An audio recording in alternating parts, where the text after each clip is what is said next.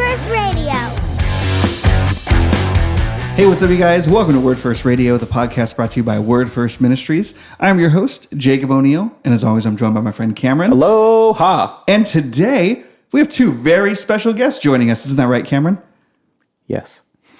Correct. So we've got our first guest is Mr. John Ingve, who you guys have met. Say hi, John. Hello. You excited to be back? I am. I'm excited to have you. Always fun. Yeah, it's always a good time.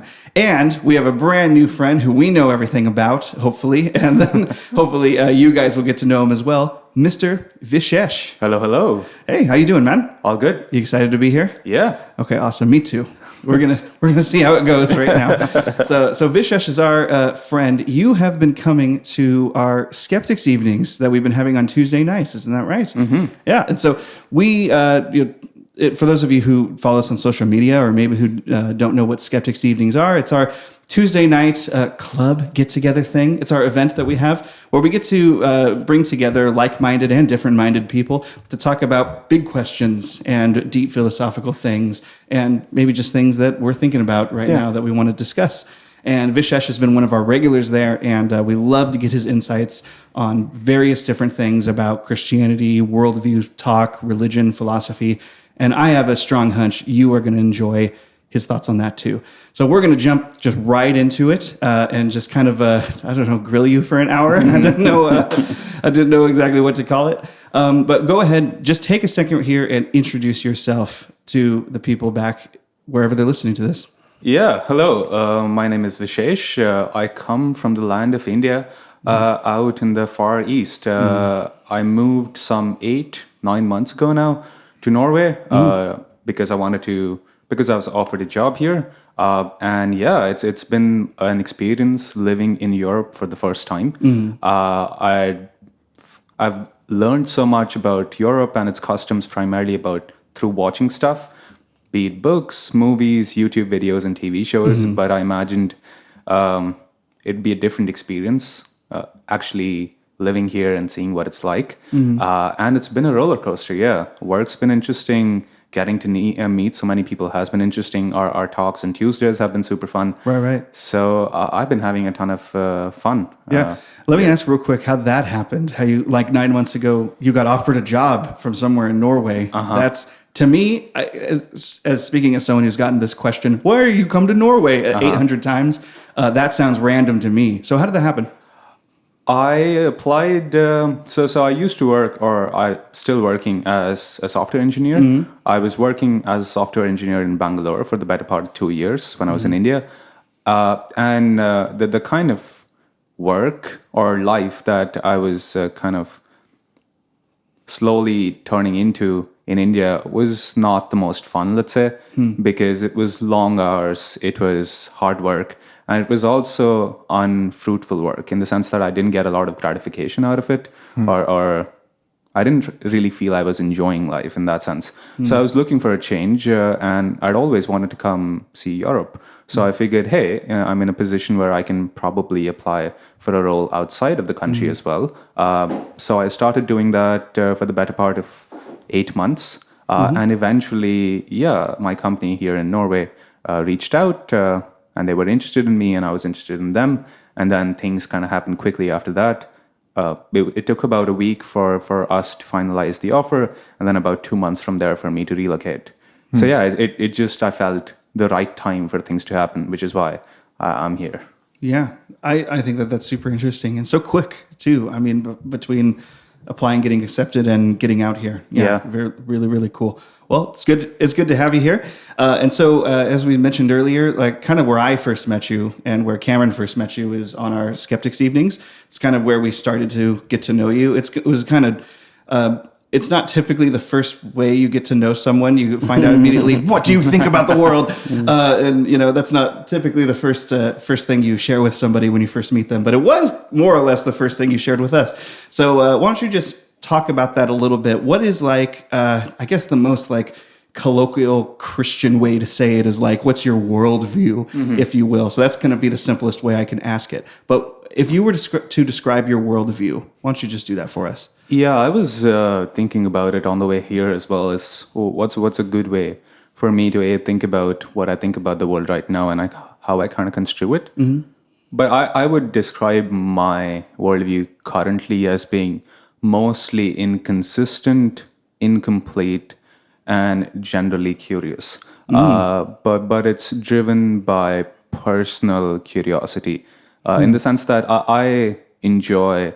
I've read or partially read works by a lot of people, primarily as a way of trying to think about the world in a way so that I can lead a life which I am not regretful about. And after reading a ton, I kind of really enjoyed the way that Emerson, Thoreau have approached their lives, which is more or less go out into the world and then you have the experience that you have, and then you can use that to kind of create your own meaning per se. Because I feel like most of the worldviews I run across, there's always they can't really encompass the world entirely or all the possible situations that it kind of throws to you. There's the utilitarian way of thinking, there's other ways of thinking, there's the Stoic way of thinking, there's the Buddhist way of thinking, of course.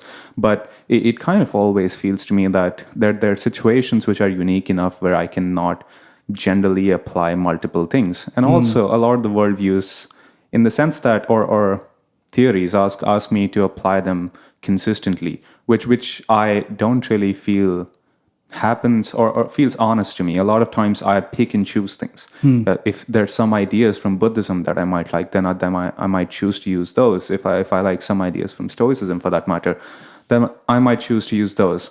So it's mostly a Frankensteinian monster of some way, if you want to call it that. Yeah. But I really like the idea of just actually interacting with the world in a day-to-day basis and seeing how both my current opinions, what my current opinions are and how they change. Because I usually hold opinions weakly and strongly, in the sense that I kind of feel that these are the conclusions that I might have come to now, but I hold them weakly in the sense that if there is better reasoning for choosing something else, I am fully willing to change. Sure. That's really interesting. So is that kind of perspective of like, because really what I kind of heard you just say is like, well, basically like almost what, and you can correct me if it feels like I'm caricaturizing it, and I don't want to do that. I don't want to misrepresent at all. But it's like I kind of just hold like everything I believe with an open hand, and like until it stops working or until it becomes inconvenient. Is that kind of more or less what it is? I wouldn't say inconvenient. Okay.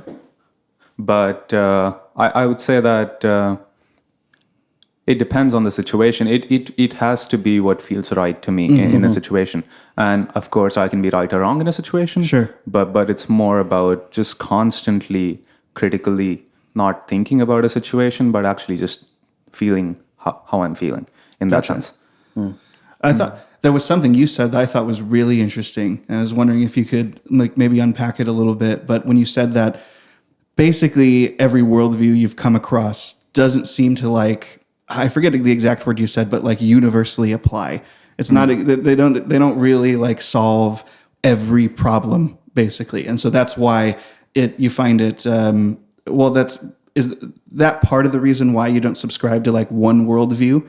And how do you, because what I admire is like your honesty about it. Because you're saying it's like, well, none of the worldviews apply like universally, including mine. And the first thing you said was it's incomplete. And so why don't you like maybe unpack that just a little bit more? Well, there's the fact that, or not the fact, but it's just the world is a constant like entropic system. There's always going to be situations that are going to be unique to me the first time I'm going to run across them. And also, whenever I'm taking a worldview, I want to experiment with it myself. I like the Emerson approach there, which is, I forget the quote, but I enjoy the fact that he asks you to go out and interact with the world and then find your own conclusions. You don't have to necessarily build on the conclusions of somebody else. Right. It's about, I forget the quote, but it's somewhere along the lines of Descartes and Plato, where people in libraries who were reading other people, right? That they came to conclusions on conclusions. But you're a unique individual shaped by the experiences that you've had, the culture in which you've lived, and hence they can be guiding principles, but they don't have to be true. You can go out in the world, test those principles, and whatever the conclusions you come to are your conclusions, which is why I kind of use them more or less as things that illuminate the way, or give me possible avenues to experiment, but not necessarily finalities or conclusions that I'm supposed to follow along. Okay. I think that's good. I think so. The way that I think of worldview is not like a total explanation of all that you encounter in life or something like that, or like I guess I don't have a better way of explaining it. It's not that a worldview is the thing that answers all of the questions. Yeah. I think I would say that everybody has a worldview, and you can get a feeling for what it is by understanding how that person answers some fundamental questions. How do we know right from wrong? What is ultimately real? What's the nature of the world? What happens after you die? There's like 5 or 6 or 8 questions. And the answer to that is then, I think that gives a sense of what your worldview is. Then a worldview is less, it's less of a rubric, and it's more of like a system for interpreting the world. Or it's more like it's a lens. That's what I call a worldview. It's a lens that you interpret the data through, and nobody has a neutral lens. So the 3 of you are all wearing glasses. Right? That's not neutral. What it does is it's interpreting the world in front of you so that you can so that you can interact with it in a more precise way. You're starting to sound like Jordan Peterson. Oh no. No, but that's what I was thinking also, is that a worldview, I think, can also be expressed as a story that explains what is the world, who are we, what is life about. Right, exactly. And so, for example, the Christian worldview, if we were to dumb it down a lot, would be something like God created the world and humanity and all its creatures. Humanity, through exercising free will, abandoned the relationship they had with God in favor of pursuing their own understanding of good and evil. And then you have the restoration of the relationship. That's the story that we are now developing. That's sort of that answers the question of where did the world come from, what is it for, and what is the purpose of things.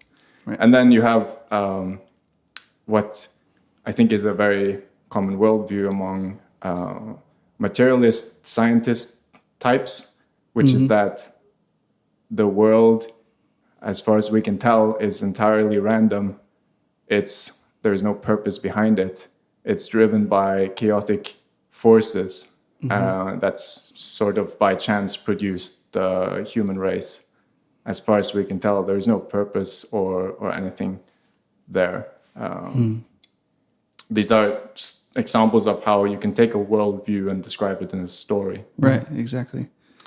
I would like to add that I was very interested in what Cameron said, primarily because I feel like there's some amount of rational thought that you give to questions in the moment. You can write them down on a paper, maybe create a graph to find the basic axioms that you have, or in the moment believe in. Yeah. But I'm not sure if I make decisions about a certain situation through them heuristically per se. Yeah. Right. Because they're very fun intelligence experiments in many ways.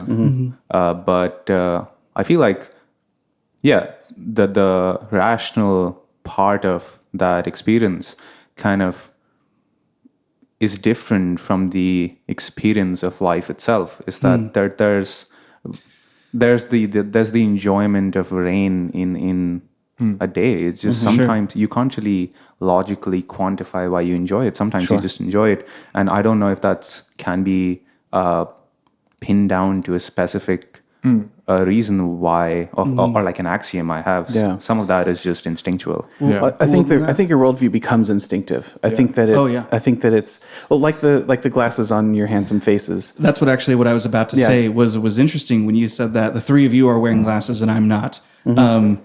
I actually had never noticed that before, but that like conscious thought never like came into me like, oh yeah, not just they're wearing glasses, but I'm wearing glasses too. Most of the day, I don't even think about the fact that I'm wearing glasses, mostly because I prefer contacts. But I think that was a really like that your worldview becoming instinctual.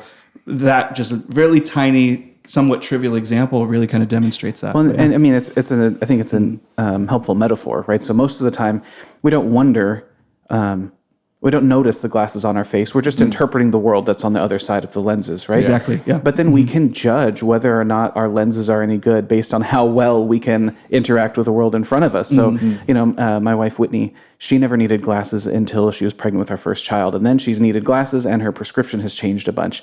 And the few times that she has had her prescription changed, she puts her glasses on and goes, "Oh my goodness, I can see!" Right? I guess why that's I think makes sense of the metaphor is because she can judge how well her lenses are working based on how clearly she can see what's on the other side of it. And so most people don't interact with their worldview, or they don't say, well, let me see what my worldview has to say about this challenge or this dilemma or whatever. Right. It's mostly instinctive, but we can tell when things get fuzzy and when they don't make sense. And in those times, I think we can then reflect on, is my worldview doing a good job of answering this part of reality, this thing that I'm interacting with that's beyond my lens, that my lens is interpreting for me to see? Is it fuzzy or is it sharp?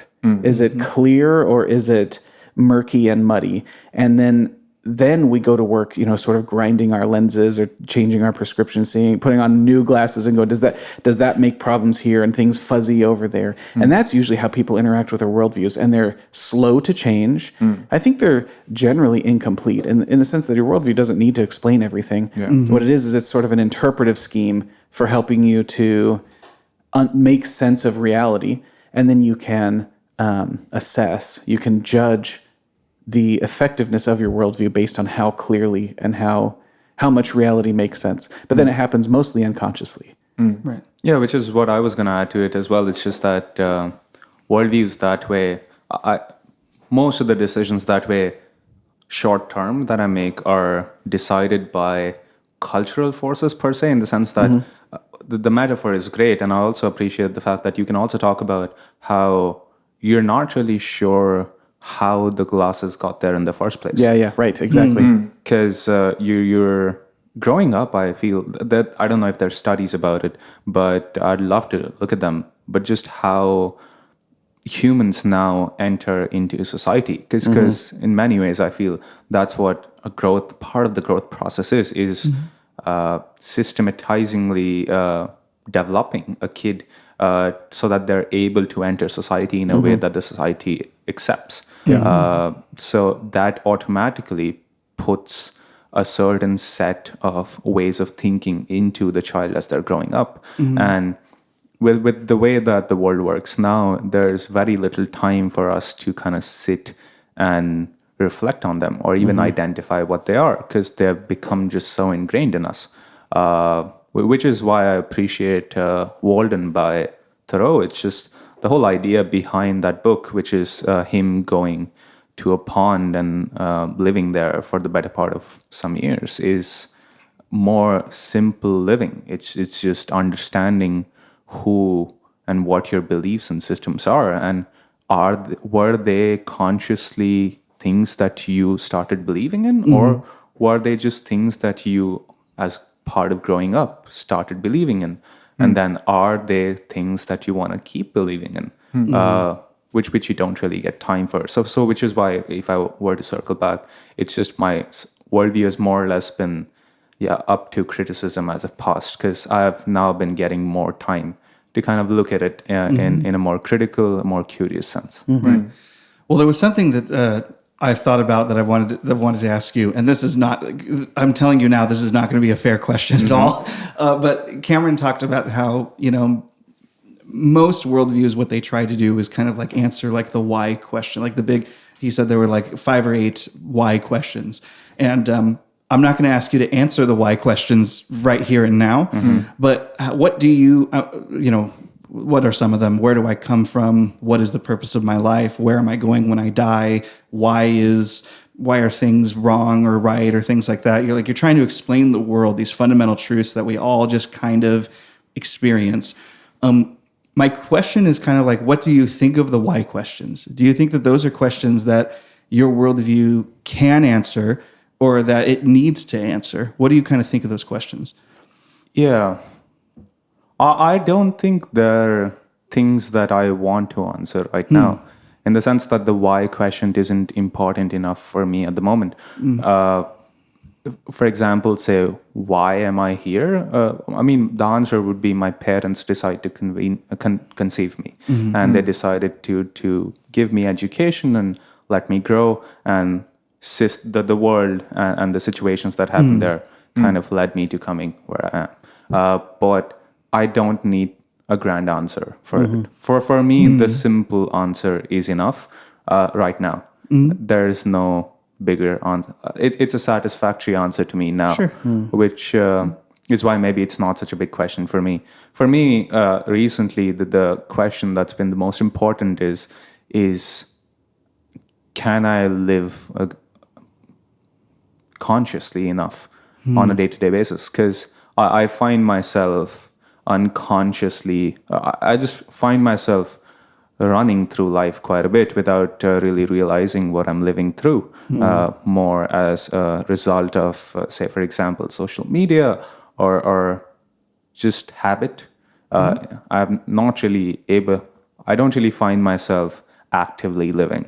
So for me, the question is why? Why that? Why am I so used to the labors of daily life that I'm not really able to feel like I'm living happily, even though I have all the tools for it?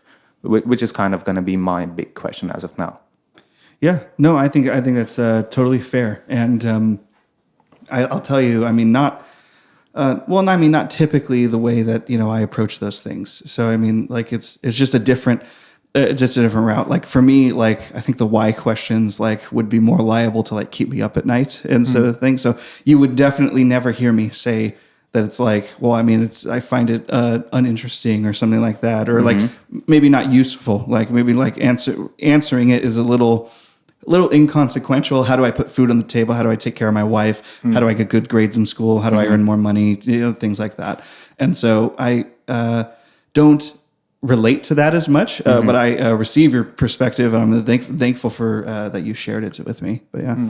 It also comes from, I think, just being in a good place. Whereas that I feel like I'm lucky enough to be in a position where I don't have to worry about those things right now, which I feel is part of the reason. If I think back 4 or 5 years ago when I was in college, I think that the first question in my mind was, how do I get a job? Because that was the immediate problem of the time. And now that I guess most of the survival questions are out of the way, I'm kind of just more taking it as I go. Yeah.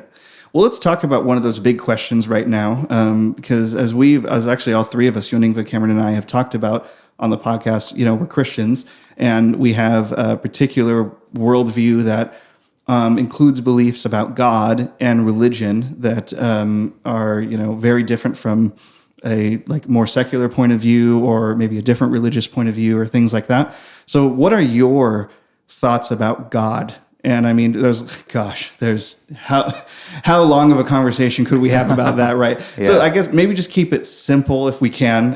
I know it's a big topic, but like, would you say you're an atheist? Would you say you're an agnostic? Do you believe that God is some kind of spiritual force that's personal or maybe not personal? Just, what do you think God is, or if he's real, or things like that? I used to, my mom used to make me do like the Hindu rituals when I was young. We used to go to the temple a whole lot. So I guess, but now I think I would classify myself more or less an agnostic. I don't really know. And the way I kind of construe the idea of God is as a great story. I feel like myths were the first occurrences of the ideas of supreme beings. And the myth or the story was a way of explaining the physical world or the spiritual world, if you want to call it that, whichever worlds exist, to the people of the time. And as cultures changed, as people fought, as one worldview crashed with another, with different myths intermingling, coexisting, or squashing one another. You have different interpretations of the idea of a supreme being, and different ways of explaining the world as time went by, as technology grew as well. So for me, the idea of God is more or less, it comes from myths, in the sense that they were a way to explain natural phenomena, maybe, to maybe give reasons of why, as to the existence or as to why something was done, and dealing with that.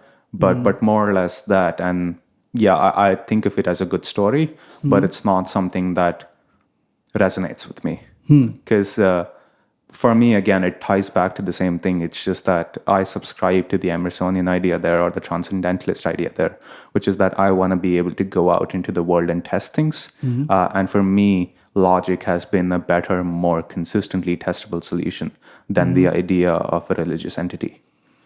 Oh boy, that's really interesting. Oh gosh, that's going to be like a long tangent that I'm sure you'd probably want to go on as well. So what? He was saying me, by the way. He looked at me and said you. I looked at, I pointed so, at, looked so at nobody, camera. so you guys know who, yeah. Exactly, yeah. I wasn't talking about Vishesh. Thank you for that. Because I kind of think because that was one of the things I was wondering, is because I had suspected you were an agnostic from our discussions. And the kind of thing I was wondering was like, what makes you unsure or on the fence, or what makes you not even care? It maybe if that's where you're coming from. And it kind of sounds like the thing that is you're like, well, as I live my life, like what kind of the last thing you just said, it seems like logic has been like a more useful tool to live the kind of life I want to live. And so, well, I might want to clarify that. It's more experimentation per se. Okay. Logic is not per se the right word, because then that would imply the use of language. But yeah, just consistently, like the scientific method to me makes sense in the way that, in the sense that it's been consistently reproducible, whatever the axioms of sciences are. The true or whatever science has been able to build on top of, because it's given me a lot of luxuries, right? Us having a conversation is through the advances of science. The fact that I can have clean sanitation in my house is because of sciences. Gosh, we basically live the life of kings when it comes to kings 100 years ago. We have high life expectancy, and all of that has been the result of sciences. And a lot of those experiments, or a lot of those conclusions, I can test 100 years from now, unless the fundamental forces of science change. And also I enjoy the fact that there's a lot of room for error. A lot of the scientific theories always are fine with being wrong. String theory can be wrong, the quantum mechanics can be wrong, and the scientific community will actively pursue those avenues if they're wrong. And so there's just, I appreciate the fact that the system of beliefs that science has empowers me as an individual to be like, go out there, test stuff. If it's incorrect, cool, we'll accept that, which is what I kind of enjoy about it. Okay. So what kind of, I guess, evidence would you picture being added into the equation? Like, so because I love all that and agree with all of that, everything you said. But I still believe in God, right? And so if we're taking from your perspective, what do you think, what kind of evidence would have to be added to the equation to make you go like, yes to everything I just said in the last 30 seconds? And yeah, I think God is real too. Well, if it spawned from something that we're able to replicate today, for example, the existence of an end. So first of all, if I were to construe God, the way I would construe of it is an entity. In some ways, it's an entity of some form. I don't currently see a way for me to even notice its existence. Somehow to tell me that it exists, so that I can start testing stuff around it. For example, a good example is black holes, for that matter. Hawking came up with it in mathematics, or if I'm butchering it, somebody came, from what I understand, it was first found in mathematics, and then it was observed. But yeah, it was naturally formed in the discipline of mathematics. And then, of course, we saw evidence for it. The Higgs boson, for that matter, as well. We saw the evidence for it because somebody construed it, but through evidence of some sort. But I don't see a direct correlation from going from buildings, material, physics to God. Like there's no real way for me to make that jump if I were to say right now. Yeah. Okay. Well, no, I think that, I mean, yeah, it's totally fair. Gosh, I wonder, there's so many different routes we could go with this as well. And I'm kind of more interested in, I don't know if you guys had any thoughts about anything. Yeah. So I wondered about, that's all very interesting. So it sounds to me, tell me if I'm getting this wrong, because I definitely don't want to, but it's something like even the question of God doesn't necessarily arise within the scientific, the scientific program. And if it did, like the Higgs boson or like any of the other elementary particles, which were first postulated and then eventually discovered, right, until the standard model was more or less confirmed. Like, well, if there was a hole in the theory and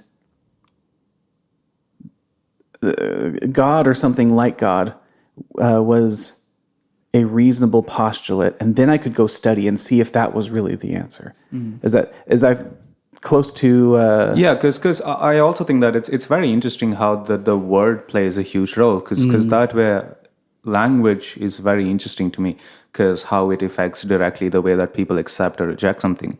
UFOs are a great example, because there's been so much stigma around them that we now call them UAPs, and then now at least we're able to have a conversation around them. Right. I feel like because there's so much baggage associated with the word God, because right.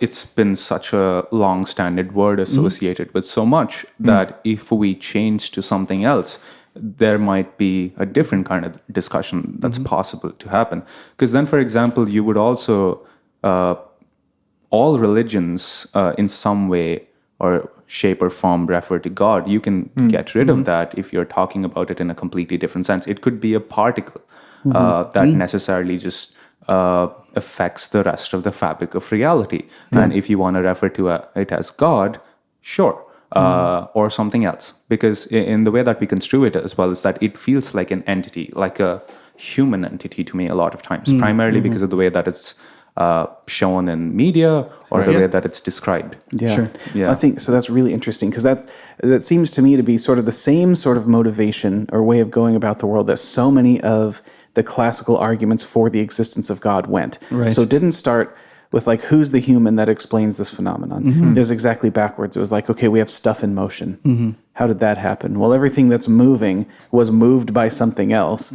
Can that go back in time forever? No, it can't. There must be something that has the power of motion in itself. Call that God. And so the classical arguments for God's existence, they work out like that. So you have like the prime mover or the first cause. We have this chain of cause and event. We understand that we understand the pattern and the history of cause and event. And so events can't cause themselves. There must be something that has causation in itself. Call it God. Or there's a famous, if you spend 5 minutes with people who argue about whether or not God exists, there's a popular argument that comes from the existence of the universe. So the universe, everything that begins to exist has a cause. The universe began to exist, therefore the universe has a cause. Call it God. And then there's further investigation to be done about what that first mover or the first cause or the maker of the universe, what that thing is like. And I think you're right. If we presuppose, if we use loaded language, or if I just say, like, if I say Jesus, and you go, whoa, okay, now you're thinking of a guy and this whole story. And you go, how do you get there from first mover? But classically, that's not how people have reasoned. I think they've done it more like the way that you're saying you prefer to interact with the world. And not every important question is obviously scientific. We've only been doing science in that sense for like 500 years. I think science does have plenty of those for which God is a good answer, but is not a particle or something. But anyways, we have these important questions, and then what would be the solution? What would be a first cause? You have to have a thing that has the power of causation in itself. You have to have a thing that has the power of motion in itself. Well, then what must that thing be like? And you can experiment, you can thought experiment, but you can apply reason to that thing in order to find out what that thing must be like. So that's sort of just in a very broad sense exactly the approach that the ancients were taking, and that ultimately got Socrates executed by the state, was that thinking, was that way of thinking about the problem, not starting with God as an ultimate explanation for reality, but as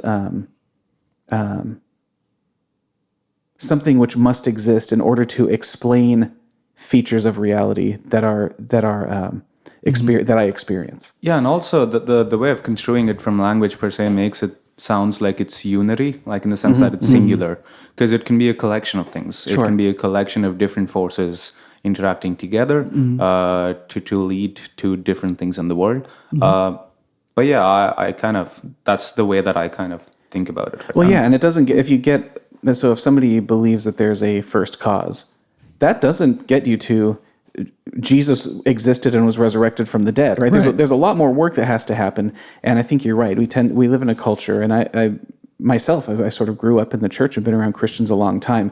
That's kind of what we do.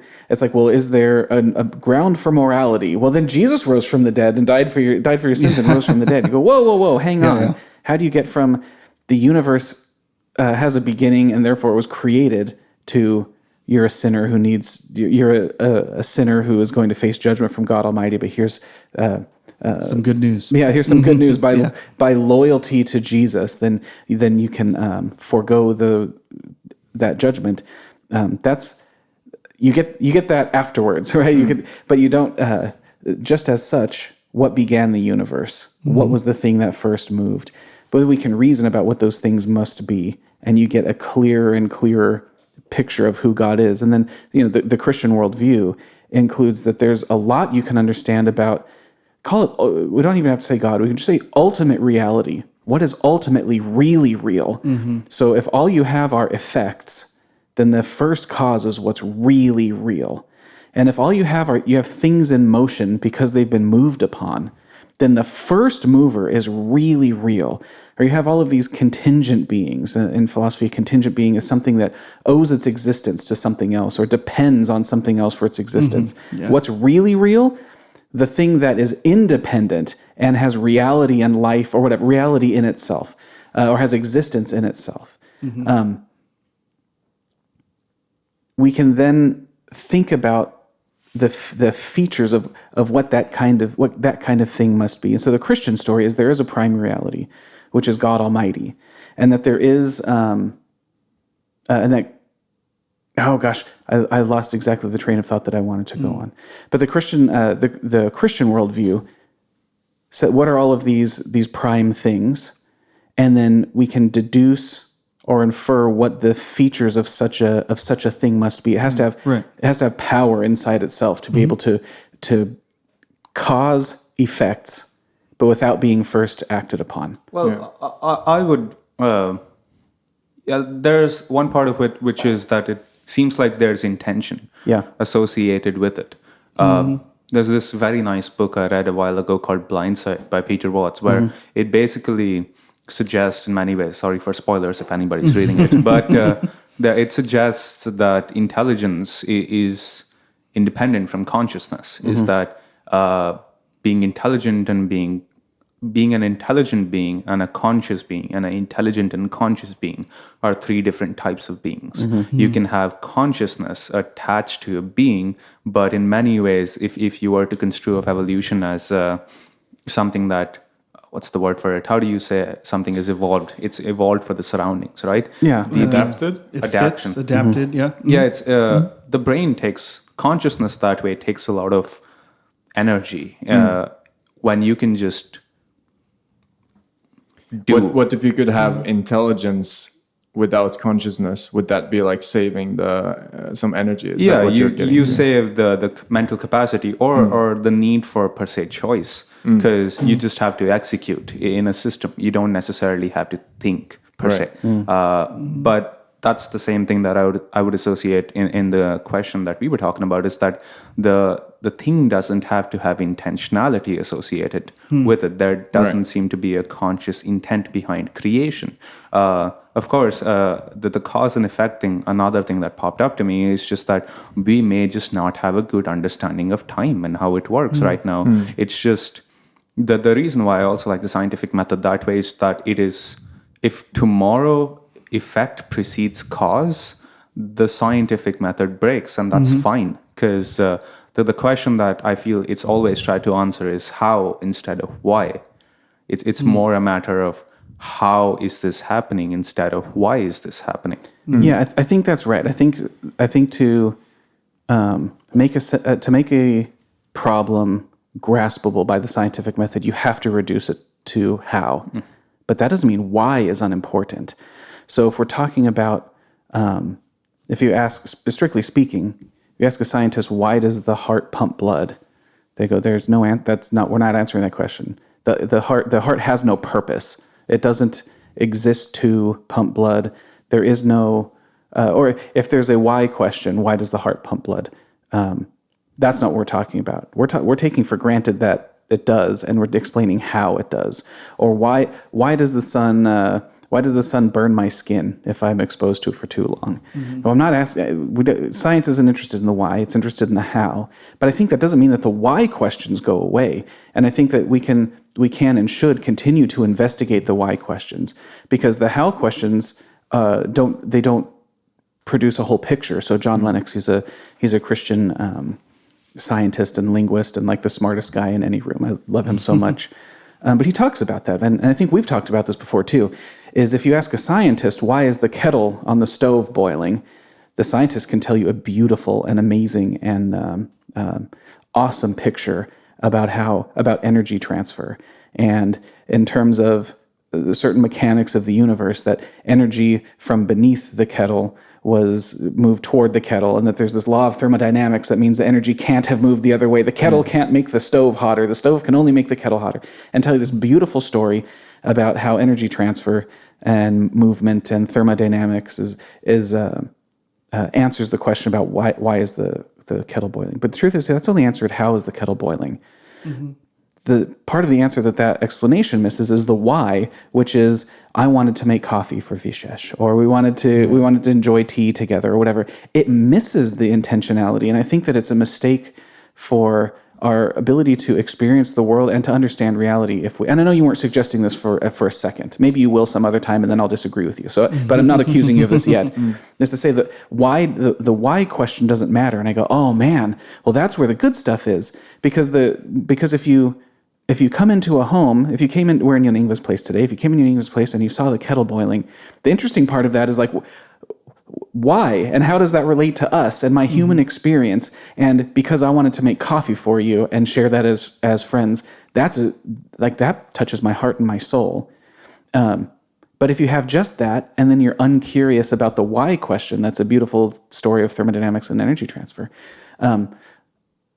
All of that is to say, I think you're missing out if you have one instead of the other. And you notice that those two explanations aren't in conflict, that they together provide a more complete and holistic explanation of the reality I'm experiencing that includes my friends, that includes intentionality, that includes relationship, that includes goals and achieving goals and like premeditation and all this consciousness stuff, but also the mindless unconscious stuff that tells us how the universe works no matter what we think about it, which is beautiful and I think a desirable end in itself. Well, for the why question, the other thing again that pointed out to me was language. It's a resultant, I feel, of language. Because I don't know would a dog think of a why question? I mean, it wouldn't think of a how question either, but is it just because we have a complicated grammar that is basically reproductive in our brains? Is that the reason why we have a why question or a how question in the first place? Because I don't know if animals, for that matter, have these questions. It's only us who have a complicated grammar that allows us to talk, think in that way. I'm not sure, but it's just something that, yeah. Well, I think it definitely illuminates the difference between us and lower animals. However you conceive of the difference. That's what I was going to say. Yeah, so that Yeah. it shows that we're a different kind of thing. Right. And I don't, maybe it's because we have the capacity for language, but then according to my Christian worldview, I'd say, well, because we were created with a greater capacity, and that greater capacity includes the ability to develop grammar and language to grab onto these concepts that lower animals like worms, fish, and dogs can't grab onto.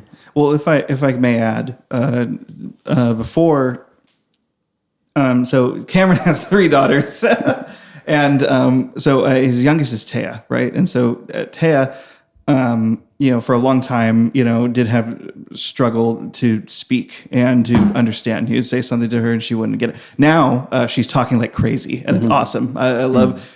It's bizarre for me to still have conversations with her, and it's pretty great. It's because she's awesome, if you don't mind me saying. But I what's interesting is that even human beings with impaired, Taya wasn't impaired, she was just young, but other human beings with impaired communication skills of producing and receiving communication seem to me, at least as an outside observer, to still have this sense of the why, sense of a meaning and purpose in life, sense of like, well, I don't have all of the advantages that like the same complicated animals do in my same species. They can talk, they can use body language, they can see, they can hear, they can understand multiple languages, some of us. I think all of us are bilingual now, at least a little bit. I wouldn't call myself bilingual. Oh, okay. Well, I'm like 1.1 lingual. So some of us can understand multiple languages. And so I wonder if we can, I'm going to say minimize. It sounds accusatory. I don't mean it to be accusatory, but I wonder if we could reduce or minimize it down to just like, well, that's because human language makes it easy for us to think that the why questions are important. I think that it speaks to a drive inside all of us that, exactly as Cam said, differentiates us from like dogs or cats or things like that. I don't know if anthropologically it's right or not, but I would attribute it primarily to evolution, in the sense that was a good tool for us to survive. Yeah. Being able to use symbols to be able to form communities and groups which would have us in power as compared to other animals of the time, which is why I guess our brains slowly are becoming bigger and bigger because it's more an evolutional need, because the more we use it more and more. I have no idea how we got to grammar that was this complicated. It's a constant. It's a question that interests me now. But Tower of Babel. Or what about this? Sorry to totally just interrupt you, but what about this like drive that is in a lot of people? Like it kind of sounds like to me, if we chuck it up to an evolutionary explanation, then we have to say, well, I mean, that's almost a vestige of like, well, this is what humans needed for a time to find community or survive, and that's what fit best at the time. But now some of us are realizing that, yeah, well, I mean, the why, like the dog doesn't think about why question, and he's doing kind of okay. And, so maybe we don't need to think about that either. Are we devolving by becoming scientific? Not devolving, is science a step backwards for humanity? No, because we've not a step half of backwards. what's important about the world. But I think that's what Jacob is saying. No, I think vestige was a good word. It's like this drive to find out the why questions would be akin to more like a vestigial organ. What do you think about that? Well, there's this bit from Kurt Vonnegut that it reminded me of. He has this beautiful essay or speech about the shape of stories, where he charts the shape of stories on an X and Y axis. And he concludes in many ways by saying, putting a Shakespeare work on there. And he kind of draws a flat line where there's no real change in happiness or sadness as time goes on. It's more or less just this. I mean, for me, I think there's a lot of self-importance that I'd be attaching to myself if I'd be saying that I have a grand purpose in many ways. I think I'm just an entity experiencing the world, and that's kind of okay. I wouldn't... What's better than not experiencing the world? Yeah. So it's pretty okay. That'd be pretty nice. Yeah. That'd be pretty weird, yeah. But it's just not a jump that I can make that I have a grand purpose in living. I just think of it as, hey, I was conceived because I was, and I'm in this world, so why not enjoy it? And that's about it. It doesn't lead me to a question of grand purpose, and I'm fine with it. Yeah. Right. And that's also, I think, what is the case for most people. I think the amount of people who do get a bit freaked out about the why questions is a smaller subset of the human population. Yeah. Well, I wonder if that subset's getting smaller and smaller. It's possible. Yeah. Like, I would imagine that the situations in which you ask, like, what is my purpose here in the world, might be the situations where you're also struggling against life, struggling for your survival, and maybe also not being distracted by watching YouTube all day or something like that. Yeah. Sure. Oh gosh, I have so many thoughts. I'm going to No, zip it I up, but I've got so many thoughts about that. I would add to that because I think the same way. I don't know how true the Maslow's hierarchy is, but maybe it's just that we've kind of successfully cleared the first two stages. Yeah. And then kind of meaning is the one thing that you need to be worried about, supposedly. Yeah. But you can also not. And that's the other bit that I'm kind of leaning towards more or less. Because it allows me to enjoy the day-to-day more without working towards something extremely big. Yeah. All right. I will go ahead and let you have the last word on that issue. Gosh, we could talk about that for hours. Thank you so much for listening to our Skeptics Evening this week, guys. Yeah. I want to close with one last topic, and we're going to get maybe a little more specific. Today, we're going to ask you what you think about our worldview. So we're Christians. We've talked about that a little bit. And it was like almost the first thing you said when we started talking about God, when you said that, I think of God as like kind of a grand story. And so maybe religions, they all tell like some kind of story. We're Christians, and, we think, we like to think that we have reasons for why we're Christians versus like why we're not Buddhists or why we're not Hindus or Muslims or things like that. Do you think, and this is kind of more about your general thoughts on religion first, like, do you think that some religions or some religious stories are more plausible than others, or do you think they're all basically telling the same story? As far as you can tell, I understand that there are so many different religions. That's kind of a big question. But as far as you can tell, do you look at all the religions and you're like, yeah, these are different, or I see generally universal themes? Yeah, I would say that the latter, the universal themes bit, because a story. That's why I like to separate it from the word myth. I would say that they're great myths in the sense that they were used to explain to the people of the time both the material world and the immaterial world, the spiritual world, for example, answering questions like why or how, or the how questions with the material world and the why questions, say, with your inner life or whatever you want to call it.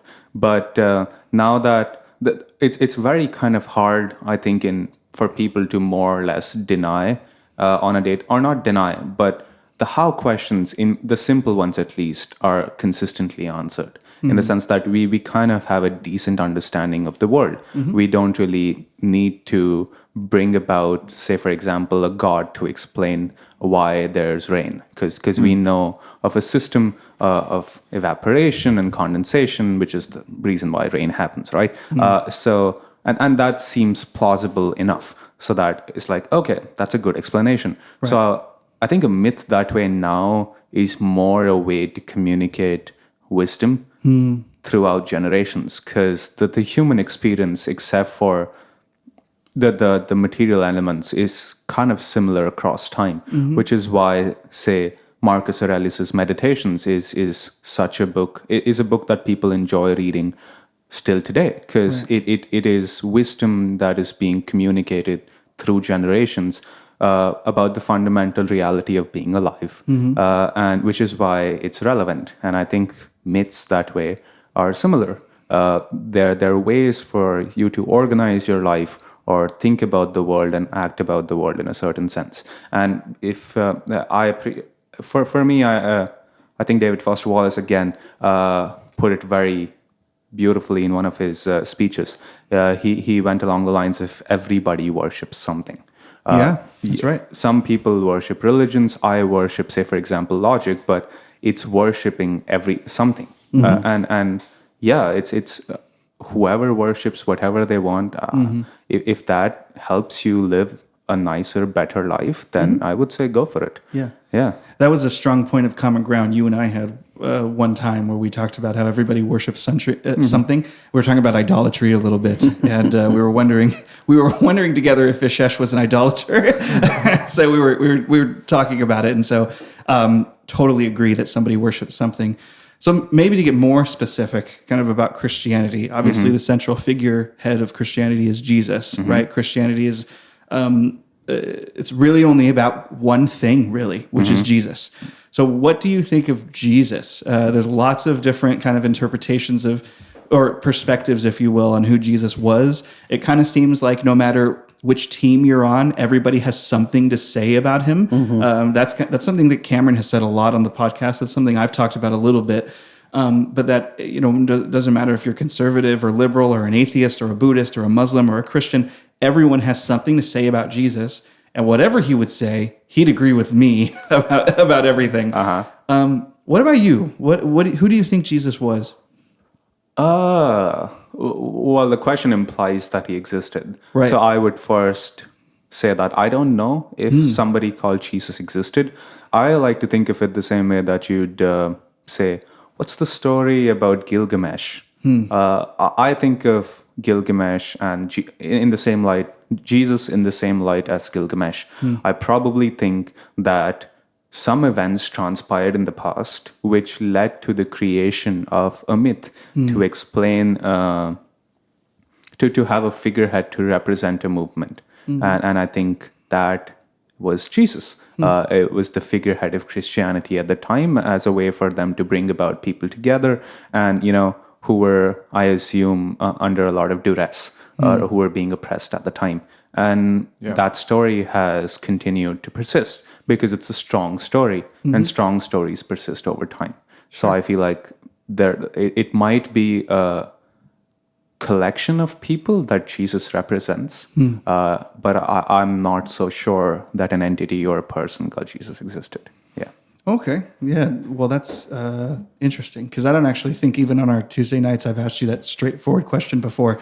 And so talking about whether or not Jesus existed, I almost just want to say, go listen to Word First Radio. Cameron and I did an episode on that.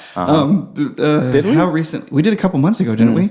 We did. Yeah, it was called Myths About Jesus, I think. Yeah. Anyways, so I almost just want to say, go listen to that because that's a huge conversation we don't want to have here. We mostly just want to understand your perspective, and this will probably be the most, I think it's the most important question of them all. So I guess getting down to it, I think I understand your perspective and respect it, but I think I speak for the three of us when we say, like, when we think of Christianity or Jesus, it's not exactly something that we conceive of as just a story that we tell ourselves that makes us feel good or makes us live better even. We think of it and conceive of it as something that we think is true about the world, that there is an entity called God, a first cause, if you will, a moral grounding for moral truths, if you will, a necessary being that is that upon which all other contingent things depend on, and we call that God. And that there was a man named Jesus who actually did live a 33-year-long life, actually did die, and actually did rise from the dead. We think this is true, and it happened, as well as being a great story, because it is a great story, but we think it actually happened. What would it take, if you will, I'll just be as direct as possible, what would it take for you to say, yeah, I could see that happening, I could see that being plausible? Probably if his bones were found. Ooh, that's a problem because he still has his bones. Right. Yeah, so that's Sure. the thing. Like, I would need, I guess it would go back straight to the thing I started from, is that if in my personal experience, I found enough evidence which sounded true to me, that's the only way that I would be able to, like, move in that direction. But there's not, in my own way of reasoning, be it logical, be it illogical, but my own personal way of reasoning or how I would think about that question, there is not enough reasoning for me or reasons for me to jump to that conclusion yet. Yeah. Yeah. Which is like some of the things that would convince me are can we find some physical evidence for the existence of him? Can we find the existence of different stories being told with different perspectives already tells me, because I always think of it as Chinese whispers. I can tell a story today and I won't remember what I told in exact detail to somebody 3 days later. But from what I read, when the 4 primary books were written, Yeah, the 4 Gospels. they were written years down the line, which raises flags in my mind. It's like, how can a true story be told 13 years later? There has to be some amount of... It has to be... What's the word for it? I'm looking for... But I'm biased in some ways. Or Sure. it would have to be... what's the word for it? If you inject something wrong into something. Oh, it'd have corrupted or... Yeah. Whatever it is that actually happened. Yeah, it's not representative. Can't be, representing that 100% factually. Sure. Yeah, You so- lose some data in the process. Yeah. Exactly. So just the existence or the non-existence of physical evidence, along with the amount of haziness I feel around the whole thing, is what would detract me from not believing per se in the Christian story, which goes the same way, for example, for Buddhism, for example, for Hinduism, for example, Judaism. There's just not enough evidence that speaks to me. Yeah. Oh, this makes sense. I might be willing to believe in it. And even if it did, then it would not... I would not be willing to believe the whole story, if that makes sense. Because it's just too convenient for me that way. It feels too convenient that something just explains the world. Because every time I look at the world, there's just too many explanations. For example, a text message is a great example. If somebody hasn't responded to me in like 3 days, that can be for various reasons. Right. They are maybe in intensive care in the hospital, or they had an accident, or they hate me, or they just haven't had the time, right? There's multiple explanations about why a situation is happening the way it is happening experientially. So it just seems to me that it's too convenient a story to explain the world as well. Or for that matter, any religion. The only religion that I've run across that leaves room for interpretation that way is Buddhism and Hinduism, Right. or classical Hinduism, because they give you as an individual all the power to be like, go figure it out. And it's your truth. You don't really have to abide by a communal truth.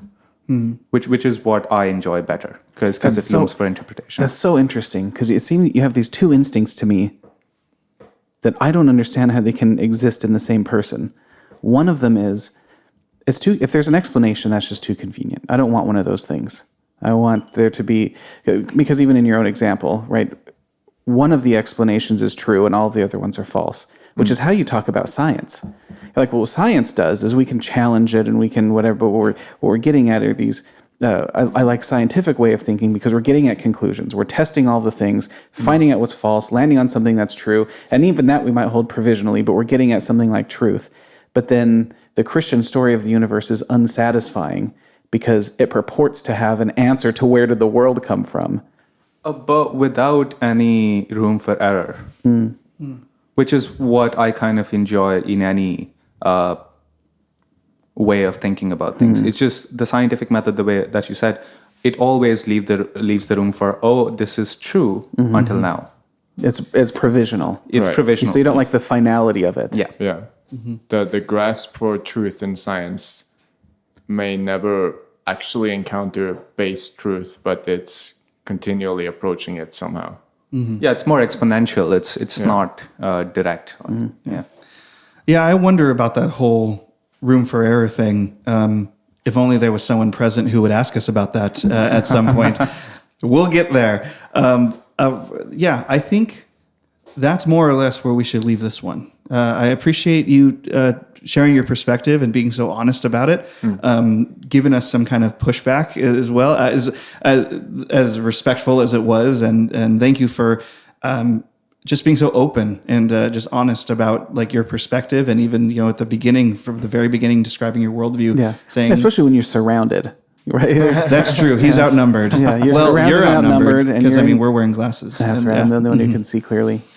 You're surrounded and outnumbered, and in John Ingve's house, like on you're on our turf. On our turf. That's really generous and really gracious for you to come and talk with us and our audience about that. That's no, of course. And sorry for any of the pauses and stuff. This is the first time I've done something like this. So it was it's great. It was fantastic. But thank you so much for giving me the opportunity as well, because this has been super fun. Yeah, and I mean, it's not over. Because this is not the last time you, the audience, are going to hear from Vishesh. We have kind of an extra special episode coming up soon with Vishesh. So please be on the lookout for that. Thank you for joining us today, and we'll see you again next week. God bless. Thank you for listening to Word First Radio. Be sure to like, subscribe, and check us out online at wordfirst.us.